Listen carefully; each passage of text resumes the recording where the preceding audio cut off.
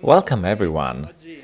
Today we are still celebrating the birthday of Alfa Romeo, but most of all, we are back here live. Well, sort of, because part of us is here today, but there's also part of our supporters and Alfisti fans who are following us from home, so welcome to you as well. Today, our storytelling could not but be linked to the origins of Alpha. Today we talk about the origins of the historical sports Alpha. In April 1911, as a matter of fact, there was the criterium regularity contest of Modena, an incredible race, 1,500 kilometers long, to be done in 1 week and an average speed of 50 kilometers per hour, because the previous year at the Mugello there were very serious accidents, so the organizers decided to limit the speed. But we have today here the protagonist of that race, 15 HP, but it was run by a 12 HP in that year, the second model of Alfa, the little sister of 24 HP, which was modified, and the increase of power in 3 horses was the most important one. And from that sports car in 1912, the next year, there was also the road car who was born, the 15 HP. And here it is, just after the restoration in the 70s, which was carried out by Luigi Fusi, in the department that was kept at the Museum of Alfa Romeo, and it was photographed a few meters away from the Museum Villa Valera, which is opposite the museum. A villa which was owned by the Ricotti Count.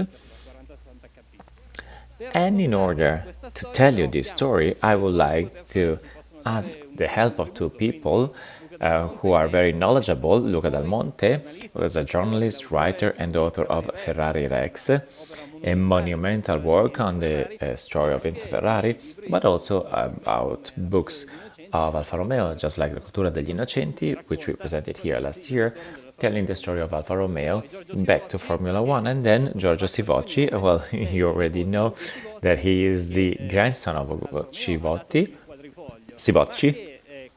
who gave the clover to Alfa Romeo, but with another brand, the Vecchi. He participated to the first race of 1911. So please take your seat, take a mic, and let's start. What you see behind us is the only image that the archive has of that regularity contest of Modena, and that the car which participated in it. But the pilots were not 2 pilots that were chosen by random. They were 2 people who left a mark in the history of Alfa. The first one was Nino Franchini, who was a designer, mechanic, test pilot. He was everything. Together with Santoni, he was the person who, before the first automobile, designed and built physically the Santoni Franchini Alfa biplane with the same engine of 24 HP, and who incredibly was the pilot of it. Franchini, of course, couldn't fly on another plane, even as a passenger, so he designed and built a plane, and for the first time in Piazza d'Armi of Milan, he tried to take off. He managed to do that, and starting from there, did he get a ticket, a fine? Yes, of course, of course.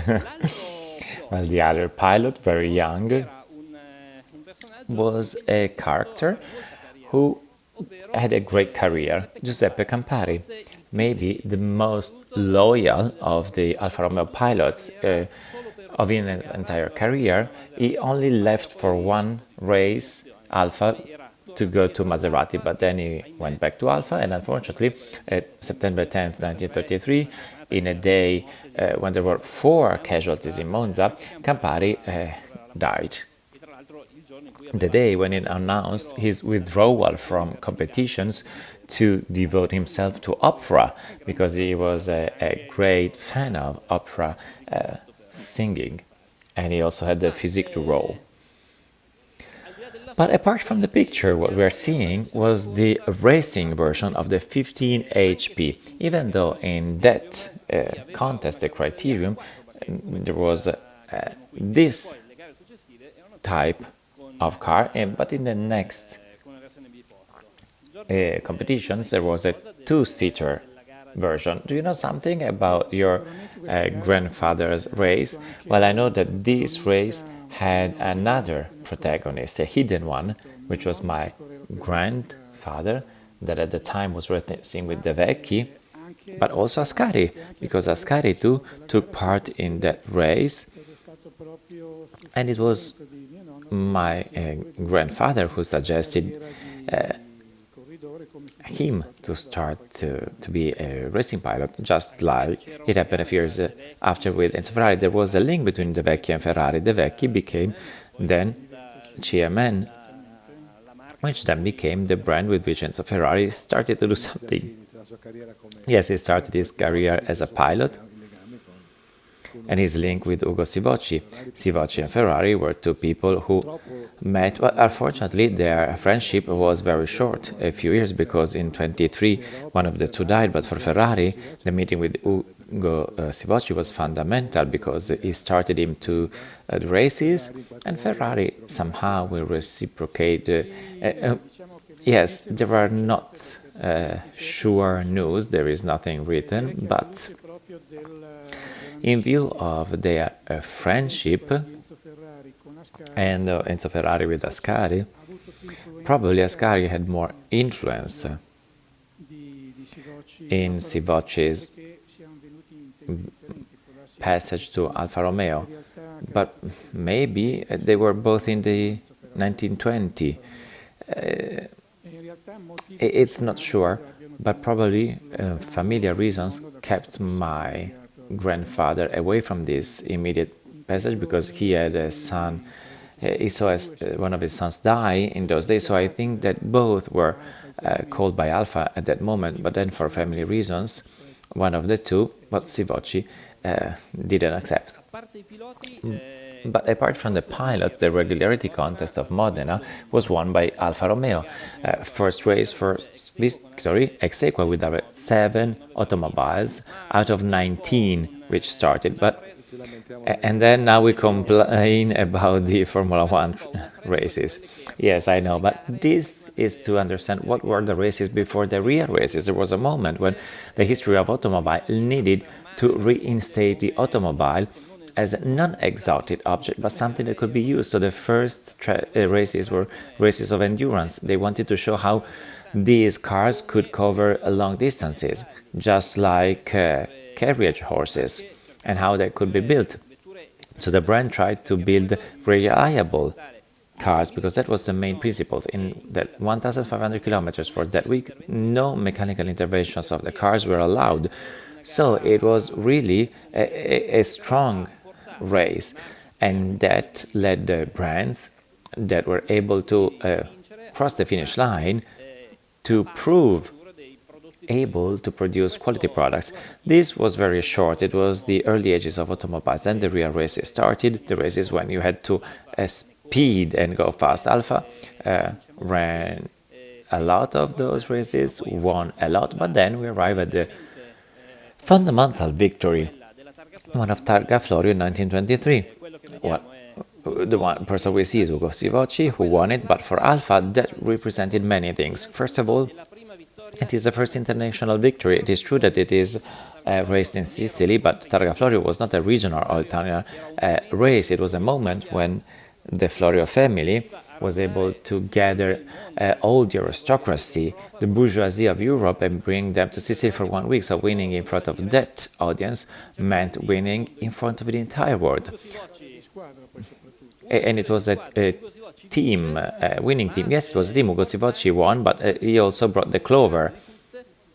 So the clover was a lucky charm, and in that race, pilots needed a lot of luck.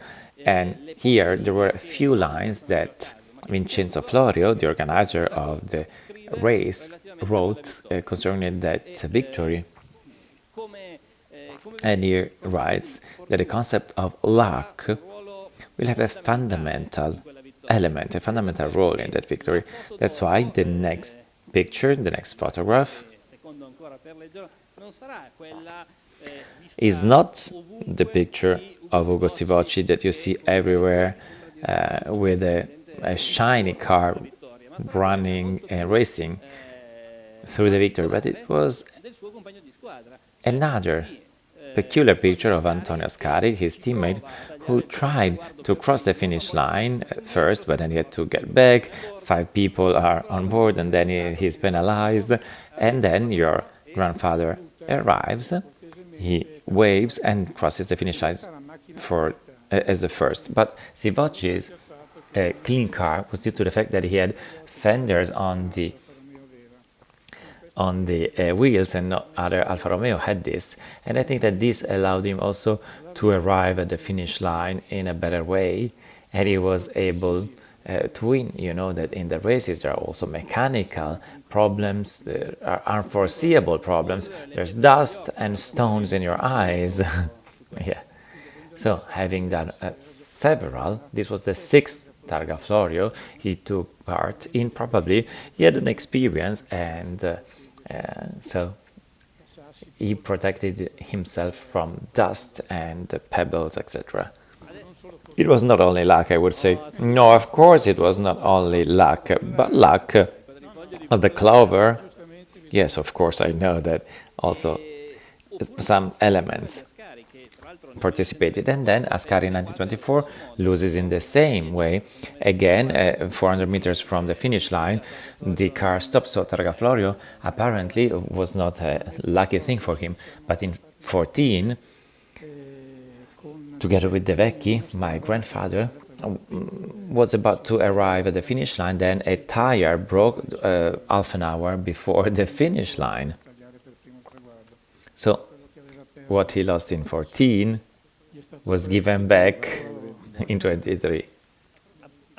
But talking about the clover, there's a legend, which sometimes also was told by the brand, says that there were clovers painted on diamonds, and the diamonds become triangles after Sivocci's death. It is a lie, it is fake news, but sometimes we still have to show, yes, it is apparent, sometimes we still have to show this image where the 2 cars are, one with a clover on a diamond background and one with a clover on a triangle background. The clover was a clover, and there were years when Alfa Romeo had not a clover, but because they were running in Ireland.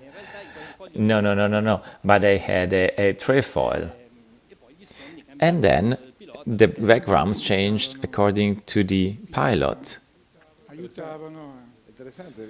It's interesting because it's sort of a signal. You remember where the cars were the same, like Bergan, Alesi, and they had a yellow element? Yes, it's something similar, because you were saying that Campari had it on a round background. So we have the round, the triangle, and the diamond. Yes, considering the dusty roads, they probably saw the logo before than the pilot or the car. That's interesting. And so once and for all, and I hope not to listen to this story anymore. So you know what? So these things become legendary, and at one point legend is more credible than reality. And this is also the final sentence, final line of a movie, one of my favorite movies. So legend is so nice. So these pilots who lost their teammate and have a 4-leaf clover, and they eliminate a side, so there are no 4 sides but 3 sides. The 4 musketeers become 3. It's very nice, but the reality of things is that it's less sophisticated what happened, and less romantic. Each pilot had their logo, just like today pilots choose a number and personalize it. So it was 100 years ago. But sometimes you think that Alfa Romeo is such a nice story full of legend that adding more legends is superfluous. But for the first time, I read it in 1973. So the origin is, well, I heard it also in some presentation of cars and also in recent years.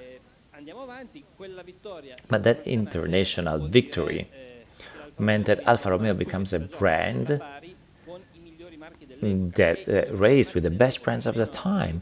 And at least at the beginning of the 20s, that was Fiat that with the 805 dominated the Grand Prix category, at least until the debut of P2, which won in Lyon the Grand Prix of Europe, that according to Romeo was a race worth a world championship. There were 400 people along the track, and apart from the usual racing car, I want to show this picture.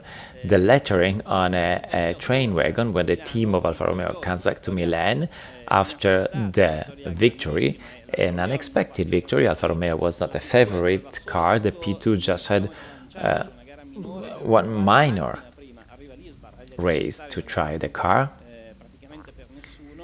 So, and then they arrived, they won, and they won for 2 years in a row.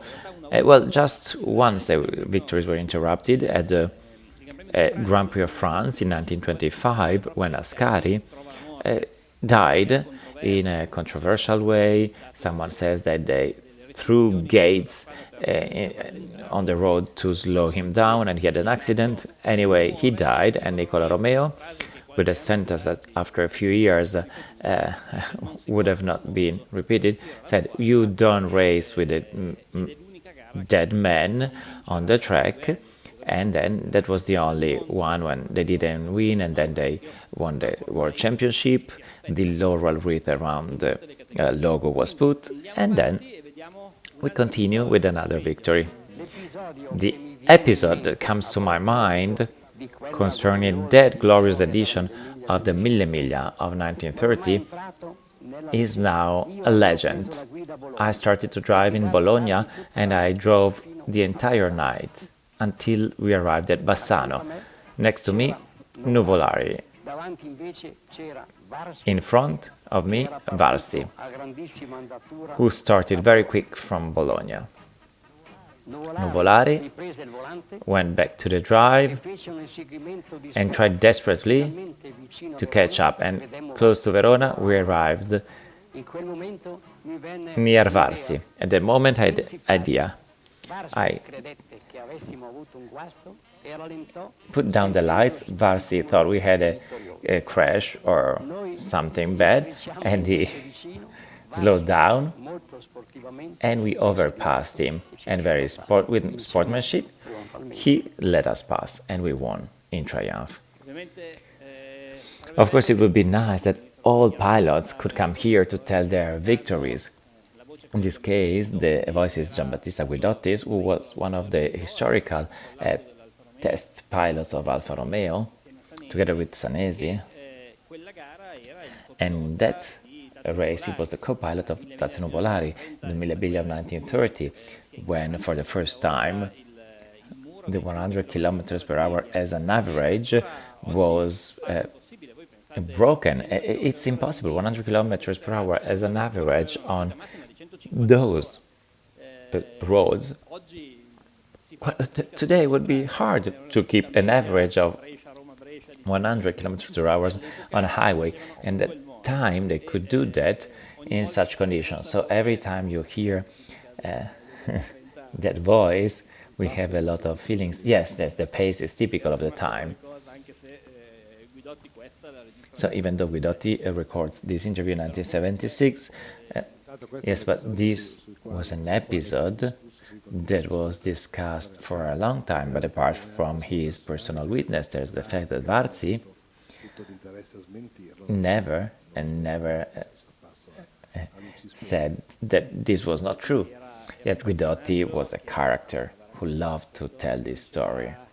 There was no dinner, visit or occasion when he didn't repeat this. Only just towards the end, he admitted that it was 6 a.m. in the morning, it was not that dark, and then you have to check the where they were, what time it was, with the sun that is behind you, the lake to the right. But it is true, they put off the lights, but then the newspapers at the time were fantasizing about this. So the person who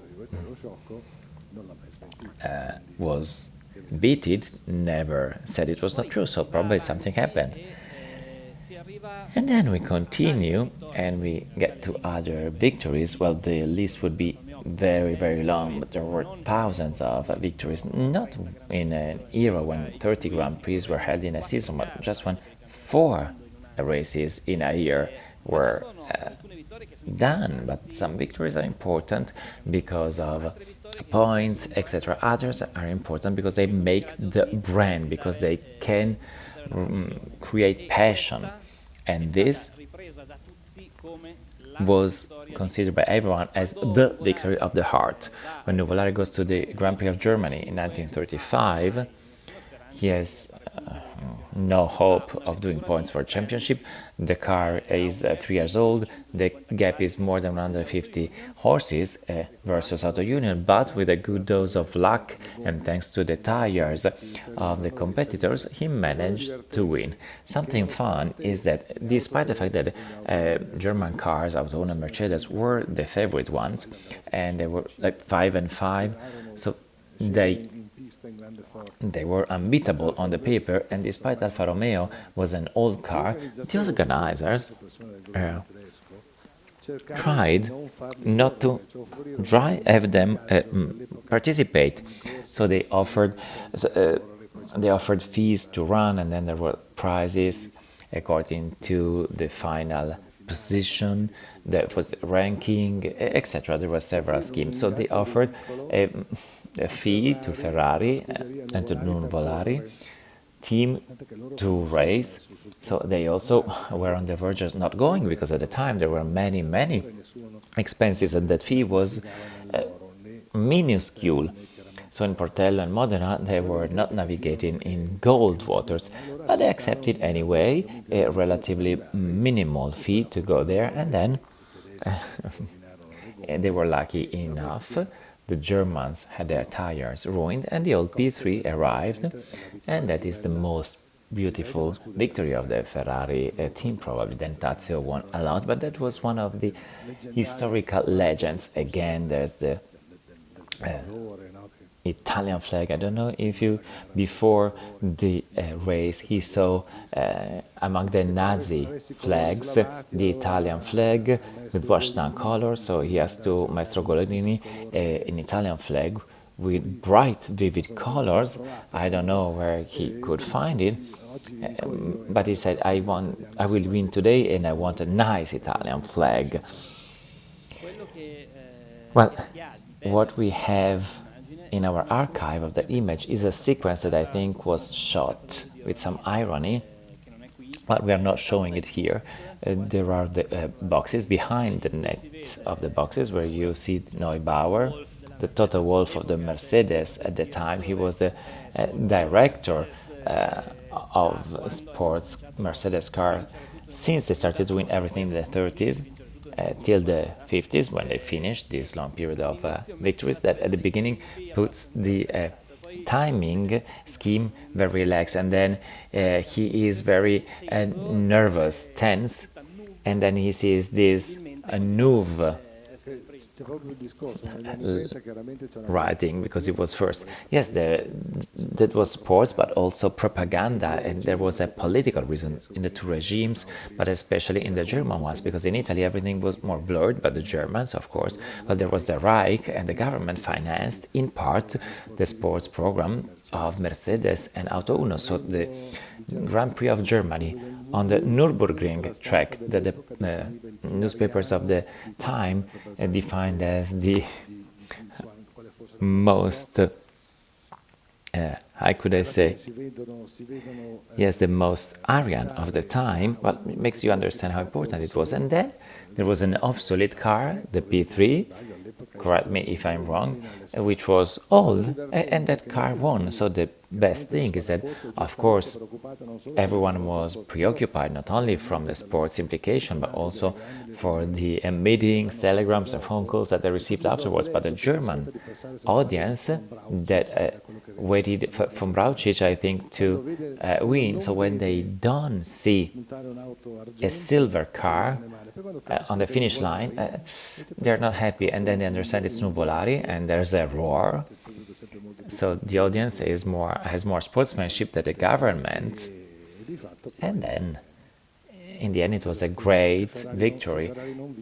But Ferrari at the time didn't go to the races, so he wasn't there. Was it true that there was no Italian anthem? So that's why they put another music.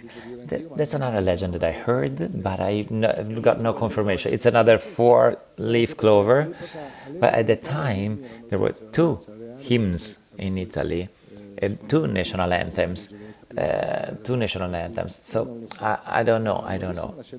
I saw that in a script that I read years ago,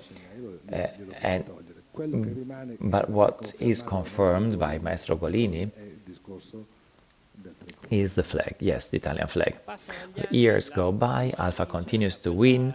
From that edition of 1930 of Mille Miglia, there will be 10 consecutive ones, apart from 1931 when Carracciola with the Mercedes, due to the problems of 8C 2003, well, he won, and there was a period when Alfa Romeo had to reorganize and rebuild. And Ugo Gobbato transforms completely the company, not the brand of the legend, but the factory, the organization, etc., and tries to transform what remained a factory in a real industry with ambitions and goals which are international. But sooner or later, well, they had to face races. So he starts to hire pilots, and one of them in particular, in this article appeared on Rassegna Alfa Corsa, which was a house organ, as the Quadrifoglio would be later, but of an extremely high level. There were painters that created the covers. Articles were written by great names of journalism and writers, so it was very high level journal, but supported, of course, Alfa Romeo. Farina was hired and becomes a character before the Second World War, becomes Italian champion, and he's a playboy. So he was a great character, but we linked another event to Farina. He won all the races. Just once he was defeated, the Grand Prix of England in Silverstone, which has always been difficult for international pilots, and that was a success. Once again confirmed that Alfa could be the winner of international racing scene.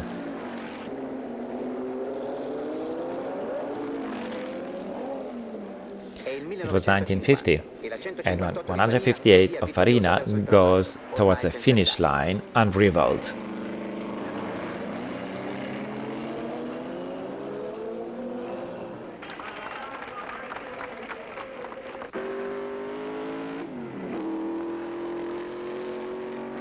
These images are linked to the most fantastic moment of his existence, the Grand Prix of Italy in Monza in 1950, when the A.L.F.A finished its career by winning the title of world champion with Farina.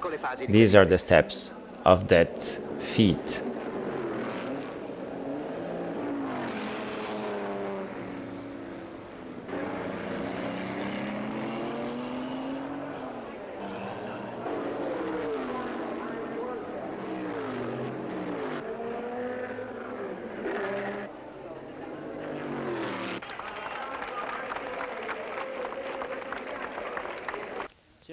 There was a sequence of the car getting back to the box, and there's a white smoke, typical of the A.L.F.A, because getting back to the box, Farina shuts down the valve of the methanol, so there's the white smoke, but that was necessary, because if he stopped with the valve open, the compressor would have been clogged and everything would have been broken. So it was typical of those years. Yet the problem was that Maserati had to change that to win the Indianapolis 1939. So they had to have a separate tank. But what is important in this race is that up to now we talked about 3-4 races. The first one in 1911, so before the First World War, when Italy had a role in the war. Then there was the First World War. The world looked to be upside down, but Alfa Romeo was there once in 1923, in 25 World Championship. Years go by, everything happens again, but then there's another World War, and the Alfa Romeo is still there. In the beginning, we raced against the Vecchi, then there was Bugatti and Mercedes. Alfa Romeo is still there, and after the war, it wins again. This was one of the fantastic moments of Alfa, always being able to be a protagonist of every era. The years went by, but Alfa was always there. But Yeah, it was obviously nice to drive the A.L.F.A, and obviously I never really driven the old F1 car, and now it was pretty old. So, but I was surprised how good it was. I mean, it was pretty fast. It was very noisy. Next time if I drive, I put the earplugs, because definitely that was the hardest part. But the pedals were a bit funny, different order, but I really enjoyed. It was nice to drive it, and and we did a few laps in the museum on that small track with Antonio. So I think it's nice to be able to try the old cars and see what kind of cars they were racing with the much more tricky circuits than we do now. And here you see two fantastic things. Kimi talking for more than 4 seconds, and then the fact that he smiles. We had this interview expressly for this Backstage a couple of weeks ago, and we asked him to tell what he heard in driving, what he felt in driving the A.L.F.A in Silverstone at the Drivers' Parade in 2019. So Kimi smiles and listens very attentively as a real professional pilot. The tricks, because you don't drive the A.L.F.A just like any other car, you have to pay more attention, and then he drives, he has fun, he smiles, thanks, and after 2 years still remembers it. So we won all the records of this pilot, who usually is very unwilling to have interviews. But let's continue. We saw the Formula 1, but there's there's 33 Auto Delta, other legendary victories, but then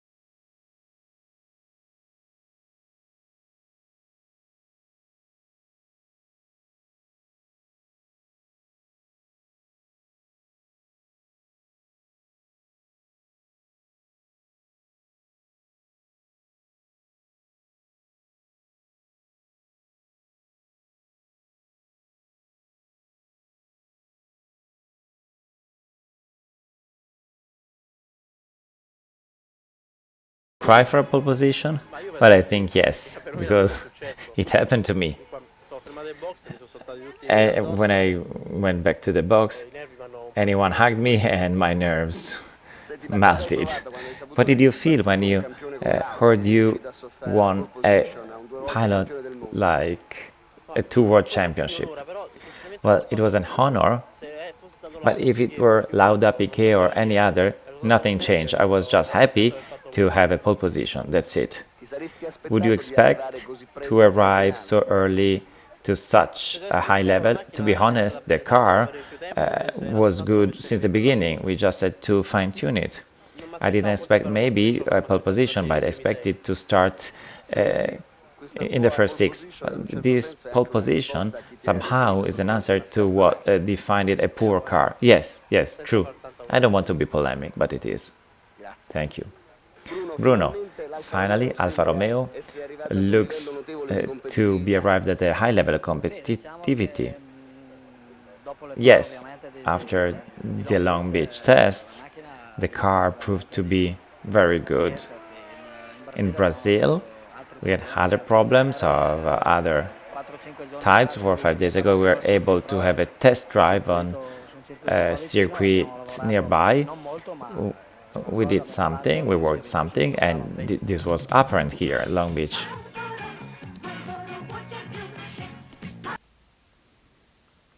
So Formula One, we've seen it win with the A.L.F.A, and then this is from 1982. It's a different car with a few years of races. 182 of Luca Rouge, more. It was nicer to see compared to 179. But how Alfa Romeo gets back to Formula One? You just wrote a book. What are the reasons, the limitations, the forces of that adventures? Well, the reason, the force, and the limitations are Carlo Chiti. The limitation is the fact that the company, that of course at the time was a state-owned company, but in the 70s Alfa Romeo was not a company of automobiles. Yes, they produce automobiles, but the managers were chosen by the parliament, by the parties, and in this reality, which seen from the outside will shock you, there's this entity, there's an internal, external entity, the Auto Delta, and this incredible figure of Carlo Chiti, who was born to race. He was in Ferrari, he wants to come back, he's angry, he invents Auto Delta. Nuraghi, rightly, but at one time comes there keeping Auto Delta outside of the company very wisely, so outside of the company trends. And when Alfa Romeo in the summer of 74 announces that they would stop racing, Carlo Chiti is reborn and tries to do anything to find every solution to continue to race, because he had the 33, the Alfa 33T. He races in the Brands World Championship, but Chiti wants to go back to Formula One in a company where the head of Auto Delta at the time was imposed by Alfa Romeo, and he was against races, just like as if today at Ferrari there was someone who doesn't want Ferrari to go and race, and Carlo Chiti works hard to try and keep the Auto Delta company alive, and then starts to have relationship in the Formula One universe with Eccleston, who is trying an alternative to the Cosworth. Graham Hill at the time, you remember, 2 times world champion, wanted to become a builder and stop racing, and even though he's English, he doesn't have problems with the frames because Lola would produce it, but wants to do something different from the Cosworth, and starts talking with Chiti, and Chiti knows, and probably the others don't, that the company has to close.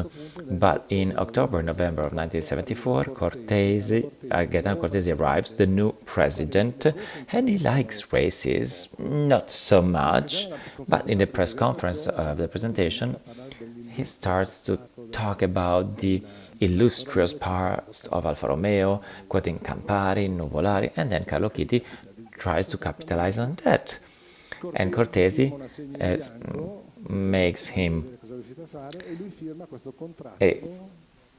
makes an investment for him, and he signs a contract with Bernie Eccleston, and you have it in your archives. I I spent several days here in your archives because they've got everything in their archive. So just to keep it short, he manages to convince Cortesi to have the sports program approved in 1975, and then for a series of reasons and misunderstandings with the English people, also on a technical level, because of course the Brahman at the time with 8 cylinders Cosworth must be changed for a 12 cylinders boxer, just like the Alfa Romeo. But so they started to race only in 76, but the master piece of Kitty, supported by Vincenzo Moro and Cortesi, one the president of Adolfo Delta, appointed by Cortesi, I repeat, a man who doesn't have a passion for races, but understands that in the DNA of Alfa Romeo, races are important. So today, you race to publicize the passenger cars production, but these companies were not born, this one, Ferrari and others, were not born to build sedans or station wagons. They were born as racing teams.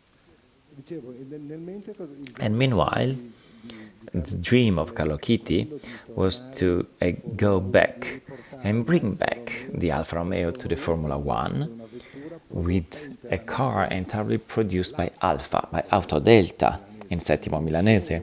So not only the engines at Brabham of Bernie Eccleston, but also a car that would have been called Alfa 177 first and 179 afterwards, with which Giacomelli went to the pole position and 80, the 182. And what is extraordinary is just this. As I said before, Ugo Sivocci invents the four-leaf clover 100 years after we are still here and talking about that. Carlo Chitti is the only person here who wants to race, and everyone is against him, but he tries and manages to convince them. And he manages also to have an entirely Alfa Romeo car. And when Cortesi is sent away for very strange reasons, because he is a scapegoat, but okay, that's a different story. Ettore Massacesi arrives, and Carlo Chitti has to start from scratch. He has the 179 and 177 ready, and he almost saw this toy disappear. And it's incredible, because everything happened under this roof. But Alfa Romeo, in a moment of internal divisions, a moment where the economy was not good, and a moment when this company also had terrorist cells in its factory, but manages to get back in great shape directly in Formula One, and doesn't win only for a series of negative coincidences. We're talking about luck and bad luck in the races. That also exists. So you just needed that four-leaf clover to win again. Yeah, for a couple of times there were pole positions, yes, of Andrea De Cesaris in Long Beach in 82 and Bruno Giacomelli in Waddington in 80.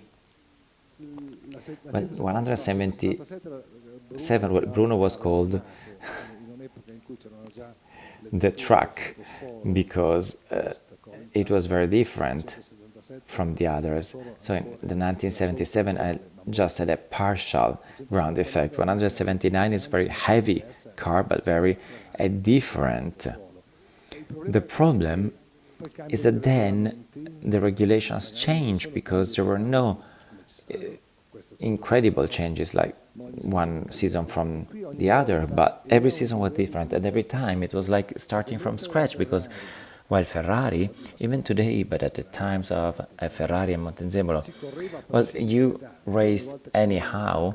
Here, every time you change the rules, it meant no investments, no internal fights, because these were the rules to play with.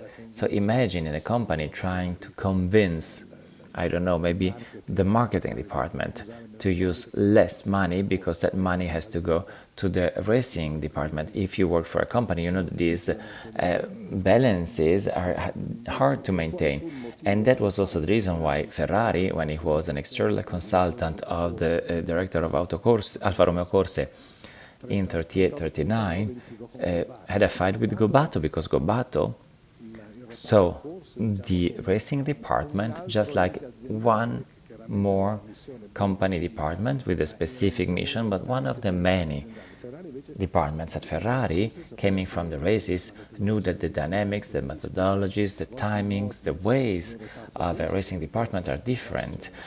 You need shortcuts. The small teams, Swift teams, English ones, were able to test the state company was slow. Yes, it is true. I repeat, there were Kitty, the two presidents, Cortesi Masacesi, Vincenzo Moro, Autodelta, and of course, all the technicians, mechanics, engineers, many of whom are still here today and remember very well those times. So it was an incredible effort in a company that in general was against. And the problem was that any time, and Bruno Giacomelli knows that at the end of the 80s the rules changed, so Alfa Romeo has to reinvest. And of course, lags behind, Lotus, Williams, etc. And Ferrari, who's got a mission in racing, so they manage. Meanwhile, while the championship continues, at the time there were 16 races, not 23 like today, so they catch up. You are competitive at the end of the season. Bruno Giacomelli at Waters and Glen goes in pole position, and for a good part of the race he is at the forefront, and then he has a problem, and that ruins the race. The following year you start again, you are competitive half season, and the rules change again, and Alfa Romeo couldn't keep up with this pace. It was a nice dream. Unfortunately, the fruits were not reaped. Probably they deserved these results. Andretti was an idol on both sides of the Atlantic. He thought he arrived in a winning team, but after a few races he understands that everything changed and leaves the car. Well, it's an incredible period because there are young pilots who are very strong. Giacomelli is unrivaled in terms of speed and quality. Andrea De Cesaris, Andrea was not had no consistency, but was very quick, and then Civer, Patrese, but then was another period. And then Mario Andretti arrives. Andretti, but when he arrives here, he's 40 years old, but he won a World Championship at 38, so of course the car was a less competitive car compared to what he expected. He expected the car of the previous year, but during the winter, while Ferrari was testing cars in Fiorano and the English team in Silverstone, here nothing happened because there were bureaucratic hindrances. So Ferrari had problems with Fiat, of course, and he didn't have all the money he wanted, always, but it was different. So we've seen a shift from 1911 to almost our era. I tried to ask another question to Kimi. I told him, you drove the 159, you drove the Type B of Nuvolari, you drove as a pilot, and he drove fast. What's the difference between being a Formula 1 pilot, just like Farina, Fangio, Nuvolari, and the Formula 1 pilot of today? And he smiles again. I'm sure it's different than what they did because of they were basically on the normal roads when they were racing with the cars. I don't think half of the time they had a helmet even on, and it was much more dangerous. But that's what was normal for them on those days, and now what is normal for us these days is maybe in another 20 years. It's not. It sounds crazy for the next generation, but that's how it is. And his answer is an answer of a true pilot. So he says, well, they were driving on normal roads without helmet, with a shirt on. And today we would define them crazy people. But it was like that. It was normality. They knew what they were doing. And the risks that they were running, it was part of the thing. Today we race in different conditions, in safer conditions, but in 20 years' time they will think that we are crazy, but this is part of being a pilot. So the history of Alfa Romeo is written by automobiles, technicians, races, but it is also written in good part by pilots. Sometimes they are unduly remembered for the four-leaf clover because they won Targa Florio. Other times they became historical because the victories that they did, just like Nuvolari, were never banal. They were done with the heart. They had thousands of accidents, and then he didn't die on the track. Maybe he was the only one of his generation. That's why Ivo Sivocci died in Monza. Yes, on the P1 during a test, and the P1 would never race. It was replaced by the P2, but it was not called P1 but GPR, Gran Premio Romeo.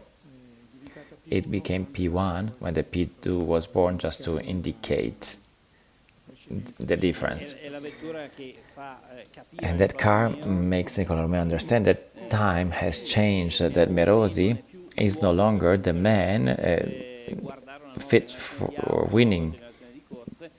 So he has to look at a new generation, and he finds all the tools to create a new team. Yes, but until the P1, well, maybe at the P1 there was Bazzi, but Jano was not there yet. So we're talking about, as you said before, he tried to create a plane, and then he passed to automobiles. This is pioneering. Merosi was a technician. Yes, of course. There are people from 1910, 20. The 30s it is different. Well, these people were not born with the automobiles because the automobile was not there. So Merosi was a land surveyor. He built homes, and then he started to build cars. Carlo Maserati was the first Maserati that is never talked about, did anything but automobiles, because it was the speed, the cutting edge, the technology of the time, and it is fantastic. The P1 is a car that the first time it was raised had Giorgio's grandfather die, because at the time you died. Yesterday I was watching the Grand Prix of Austria in 1982 when the Angelis won, but at the time people died. Hopefully now you can surpass the limits in a relative safety. Ugo Sivocci at the Ascari curve, that Ferrari said it could be called the Sivocci curve, nowadays would continue to live, because yes, the car had a bump on the side, which is banal compared to today's. Achille Varzi was that died almost. He was almost still with the car. So Nuvolari had 1,000 accidents but never died. Yeah, I agree with Kimi. Kimi knows what we are talking about. But I repeat, in 20 years' time, the difference with today will not be that deep as Bruno's times, the 70s. Maybe that's why the friendship between pilots was more true than today, because death at the time was present, was very present, so there was respect. And Guidotti says that Varzi, when he realized that we were behind, with the sportsmanship, lets us go. That's very nice.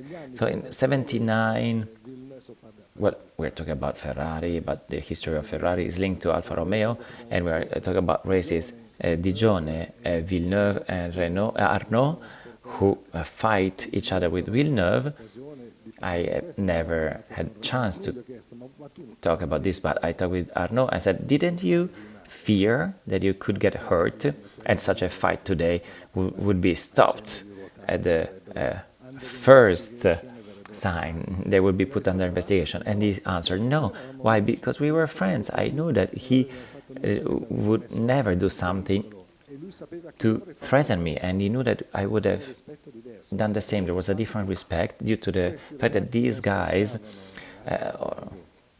Gosivocci, Nogorari, Ferrari when he was racing, Ascari, Giacomelli and all the others, knew that danger was there and the risk of dying was there. It is still true in Formula One, but it is very different. So there was also a different relationship or friendship. Maybe in the picture you've seen before, there was something very interesting. It was Nuvolari and Varzi. There were two enemies and they were looking at each other in an incredible way, just like friends. Very well. Time is up. I thank you for your participation. I thank Giorgio and Luca that were incredibly precious and kind. Thank you and see you next time.